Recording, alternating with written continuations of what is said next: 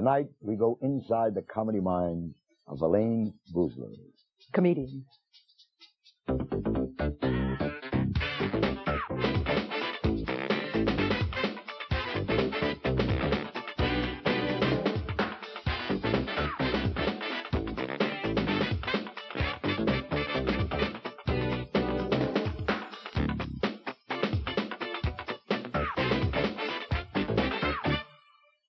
I've read so much about you. I've watched your work for quite a while. And you, I'm going to do the quote, I do not like to be put in a category of female comic. Unless it's on Jeopardy. Then I don't mind.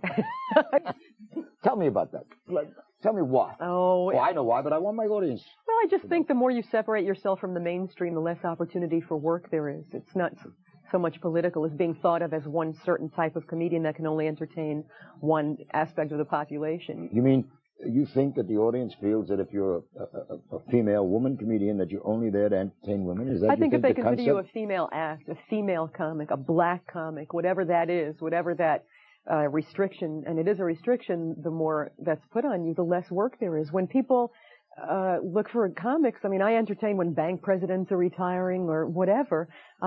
I think if I was branded a female comic and had done all those roundup articles of all the female comics, no one would think of me for those jobs. Well, so you're saying you think the people, the powers that be that buy us would say, we need a good female comedian, let's get Elayne Boosler. And you think they don't, so let's get a good comic and we don't... Yes, they don't I think if you are known, and believe me, you know, in the 18 years of women, Jay Leno gave my Newsweek interview and Richard Lewis gave my Time interview. What did Richard Lewis mean when he said he called you? Well, Richard Lewis is a weirdo. I'm talking about you, pal.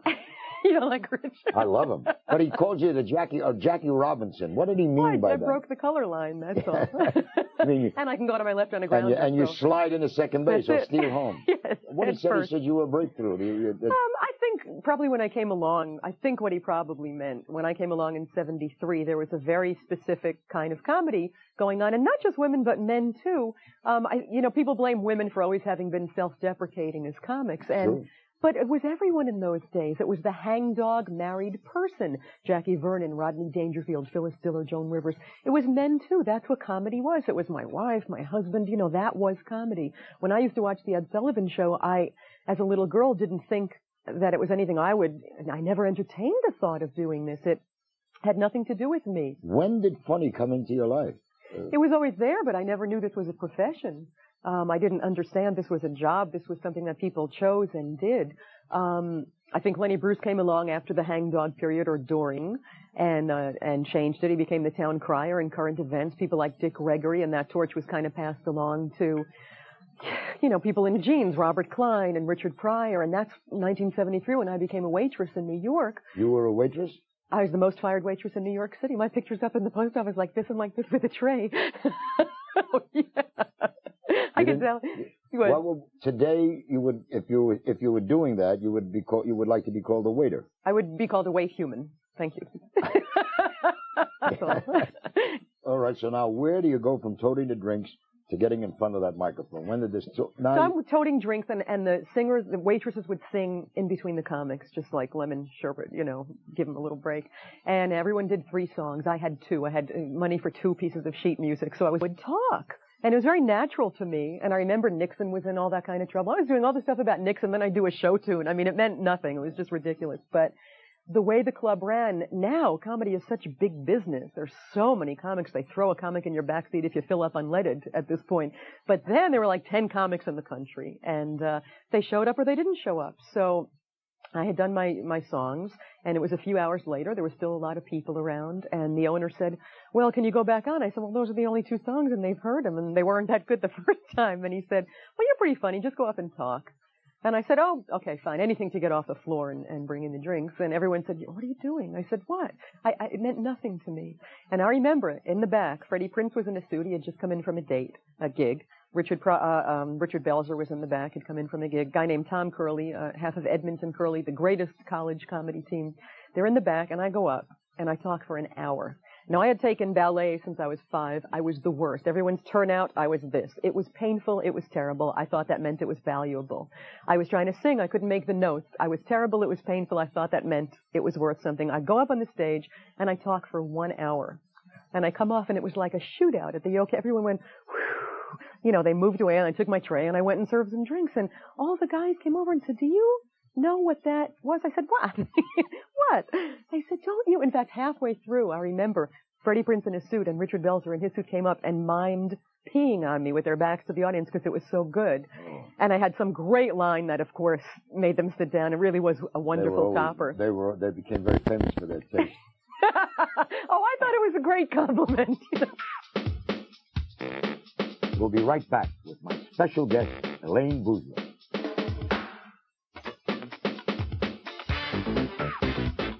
I read a wonderful story. You were in Salt Lake City. And obviously you'd read the paper that morning. Is that what you do? You read the paper? I bring the paper up. Oh, you bring the paper up? Yeah. I just take the paper up and I read them their news. And when you come in from out of town that day, the perspective is so fresh. Everything they've been discussing for days or weeks, you come in and it's just from left field. And people are so delighted that you've taken the time and also that it's not just a show that you take around. Now you do 2 shows in the same town.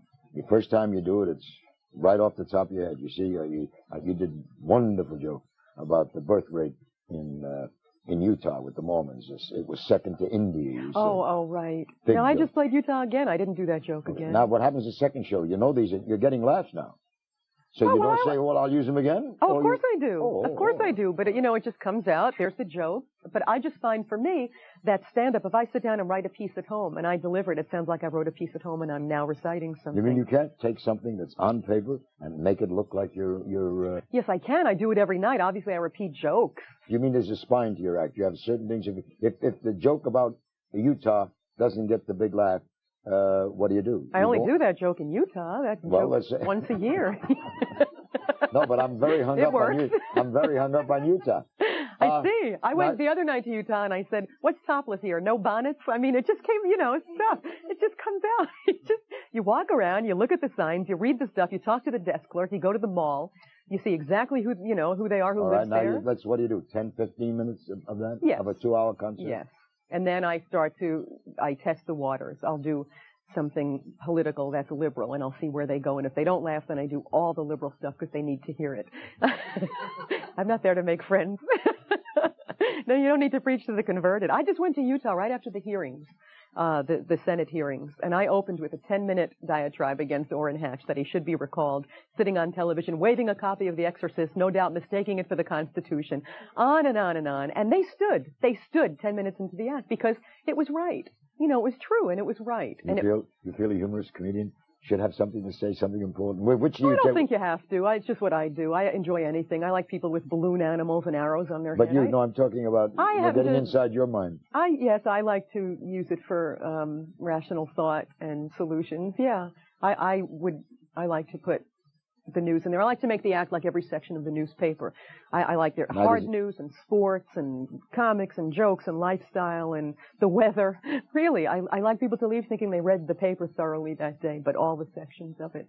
I'm going to go back to your childhood for a moment. Well, you go. I'm staying right here. Yeah, Thornton Wilder couldn't have written Our Town if I had to pick a day to go back to. No, you say that Jackie Gleason was a very important part of your childhood, that you were left alone on Saturday night and you watched Jackie Gleason and he became your almost babysitter. And that's it. Remember that being a terrific memory. When people Tell me about Gleason. Tell me about your relationship and when you're watching this in Connie and all that. It's just the thing as people say, did you decide to be a comedian? And I think, no, when I was 20, I made that decision when I was waitressing. But when I think back to what I was aware of, as a child, there was so much comedy that came into play, and Gleason was the first thing I remember. And I guess he looked like my father in those days, burly, dark-haired, very vital. And so I guess with my parents going out on Saturday, and you're so little, and suddenly you feel so abandoned, and then the TV comes on, and here's someone who looks like your dad, and he's there. And then when the variety show came on, and he'd end up in his bathrobe, and you were in your little bathrobe sitting there watching, it was okay to be home. He had his little cup, you had your little milk, and you're in your bathrobes and he's talking right to you.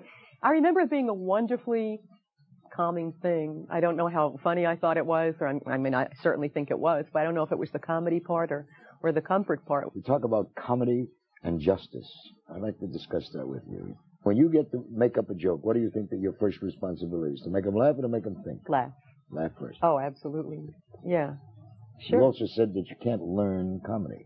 I think people now, when I see what's going on, I think people learn the rhythm, and there's a whole bunch of style over substance. They do learn the rhythm, but it's empty.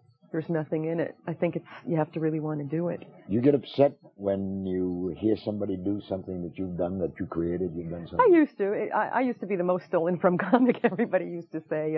Because you write, you create wonderful jokes that the fact is that somebody else could say. It won't get as big a laugh as you do, but they can do it because the structure they can and do, is of there. course. And it used to drive me absolutely crazy. I used to talk to Rodney Dangerfield about it. He said, I know it's like watching someone hit one of your kids. But now I just let it go. I know that I can still write, and you don't know if you can. And then when you have those specials keep coming up and you can come up with another hour, you realize you just keep writing. It's never going to be as good as how you do it. Keep writing now. Again, you mean you put it down? No, I tape every night. I just have a tape deck, an audio tape deck. I let it run in the back of the room, and then I listen to it the next day. And if there's any germ of anything, I work on it the next night on stage. We'll be right back with my special guest, Elayne Boosler. With the women's lib movement, when I grew up in comedy, it was take my wife, please, and my wife is so ugly that, put the paper bag on as their company. We had all these jokes. They were all the wife jokes. And I was one of the great offenders. Then it started changing, Yeah, but you talk about justice. You were doing things about, you got sued a million times because you were doing things for justice. Why are they allowed to take our luggage and throw it off the airplane halfway across the Atlantic? Yeah, but what I was getting at is that all of a sudden I stopped doing the quote-unquote wife jokes and started doing, because it wasn't that the audience was offended by it. I was growing up and I was becoming more aware. I don't think it's changed that much now. I think they just say, take the bitch, please. I don't think it's really, it's worse now, actually. If that's your reality, if that's where you come from, and you do have real stories about your family and it's done with love, then I don't think it's a horrible thing. Are there any subjects do you think that there's certain subjects as a taboo? No, I think people make the mistake of blaming the subject. I think there are some people who should not be allowed to talk about the weather, frankly. It's not blame the subject. It's what you have to say about anything. And if it's done from an enlightened point of view, with humor and some intelligence and, for a reason. Let's get back to this one line. It's humor. Funny. I mean, I don't care how you present it. Or maybe you know something. It has to be funny first. That's the job. Child abuse. So what's funny? How can you, or rape? I do a lot about rape in my act. You do? Yes, I do. Funny jokes about rape? Well, I could tell you what I do. I watched Carlin on one of his specials, and he said, I'll show you. I can make rape funny. Okay, Porky Pig raping Daffy Duck. And I thought, I'm going to vomit. This is the worst thing I've ever heard in my life. He has missed the point entirely, and this is gross, And so I thought, well, I'll do it. And I do, because there's always a point of view to it. I start out, and I say, it's a whole piece about crime. And then I go into, I say, yeah, it's incredible. See, last year in the paper, this guy got off for rape because the woman he raped wasn't wearing underwear. And the jury decided she was asking for it. And the crowd goes, I say, I know. Now, whenever I leave home, I always wear 2 pairs of underwear. I want him to know I wasn't even thinking about it. When I'm in Utah, 4 pairs of underwear. And it goes on and on. Now, who is that? Good. That's not good. hurting anyone. No, that's good. It's pointing out, that's good. The incongruousness of trying to live your life by walking down the street. And it goes on and on. And it's a very long piece of material about rape. And it's an important piece of material. And when I take something controversial, what I do is I say, okay, if I'm going to talk about AIDS or anything like that, I have to make sure that if someone's sitting in the audience who has that, they like what I'm about to say. They don't sit there and say, oh, God. They sit there and say, oh, well, that's right.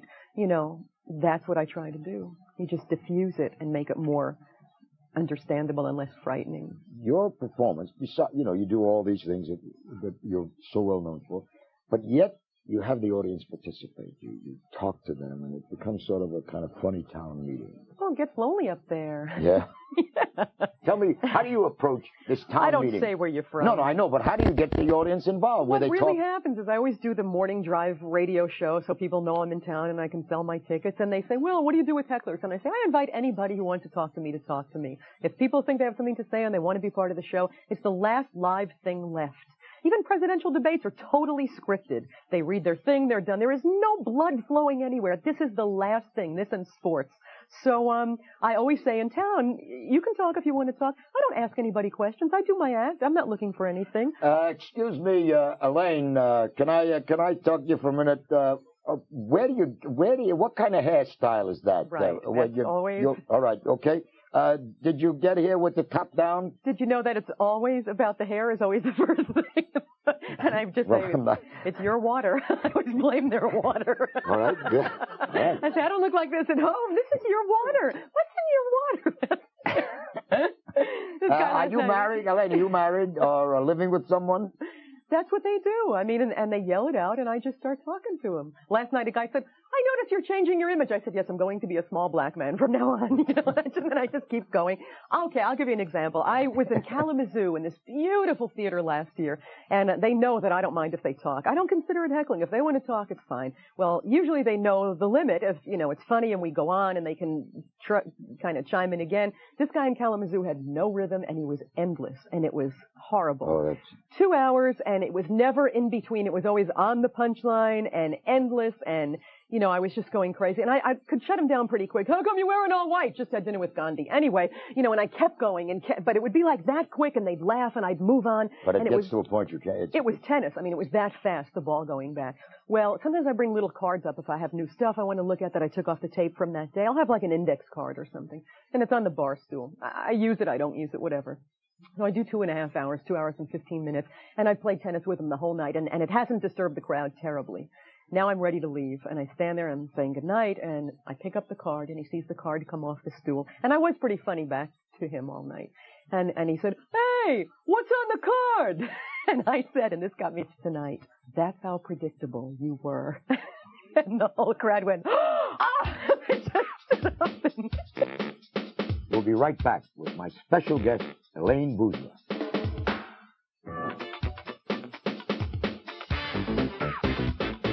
Do you ever get to the point, you just told me before we went on camera that you're going to do 30 cities in 30 days or something like that. Yeah, of course. Don't you get tired? Absolutely. It's a job like everyone's job. People wake up, they don't want to go to work on Monday. I'm the same way. Then I get there, and it's the greatest job in the world. People say, you're so lucky you just work 2 hours a day. I'd rather be on stage 22 hours a day and have to deal with life the other 2 hours. Comedy's great. Being on stage is great. But all the logistics, the traveling, getting there, hotels, planes, no one cares about their job, so nothing's ever right. Do you challenge people in life as you do on the stage? Look, someone really screws up badly, and it happens a lot at the airport and places, and you're about to miss your livelihood that night. And I, once in a while, will say, and I'm sick for a week if I've opened my mouth. I am sick for a week. Letterman says, don't fight the rabbits. The lions will get you. You save it for where you can do some good. You put it in the act. Now the thing is, you're in the act, buddy. You're in the act. I was waiting for one of my luggage situations, which, you can't It make never these comes. things. I always tell them I have a large box in my bag, and they have to find it as soon as possible. I always say there's a large smoked fish in that suitcase. If you know it's good for this airport, we'll find it. Screaming at people. I had to go to Grand Cayman, and it was during the Gulf War. I forgot my passport. I'm in Miami having dinner with the scene of the crime, as I like to refer to my parents, because they're in Miami, of course, and it's policy. And so I saunter over to the plane to go to Grand Cayman. The gig is that night. And she said, no passport, you're not going. Plane's leaving in 5 minutes. I said, look, I'm a citizen. Oh, I know who you are, but, I'm sorry, I need proof. Here's my driver's license, you need a passport to go. I said, it's leaving in 4 minutes. The job is tonight. I mean, not only do I not get paid, but you're hanging up these people. And she said, well, you're not, I can't let you on the plane. Now, what do I do? Am I going to scream at her? I said, okay, this must not the first time this ever happened. This is your job. You've probably seen this a lot. What's the solution? Is there an office I can go to? Maybe you could call the plane and I could get some piece of paper that is there someone here that I can speak to? And as she starts to tell me there is, my mother, who is not used to this, says, you don't think she was born in this country? What do you think I had, Puerto Rico? I remember they once said to me that the only seat in the air, after they knew I wasn't backing up, they said the only seat on the plane is in the toilet. He said, fine, bring me a newspaper. That's exactly what I did. I got a lot of reading done on that trip. Hey, where would you rather be, really? And every 5 minutes. Interrupting my reading. Sorry, I paid for this and I'm having my lunch. You keep doing all this, and you keep, while you're trying to, while you're banging on those doors to get the opportunity to produce and write and direct the motion picture and act in a motion picture, which I know will come. I mean, it's you don't think it will, but I'm okay. Please, my show. You've never worn a dress. You don't know how it is. Yes, I have one. Yes, but you were much younger, and many beers were involved. But you It's a guarantee. Actually, I've never worn a dress. Maybe that's it. It's a guarantee. That's a guarantee, Elayne. Well, Yeah. okay. But while you're banging on those doors, you keep doing what you're doing because it's unique. Well, thanks. And it's just great. Well, it was a pleasure to be here. Thank you very much. Thank you. Thank you, and good night. Then one time I'm playing the fireman, and there's again one of those tough guys.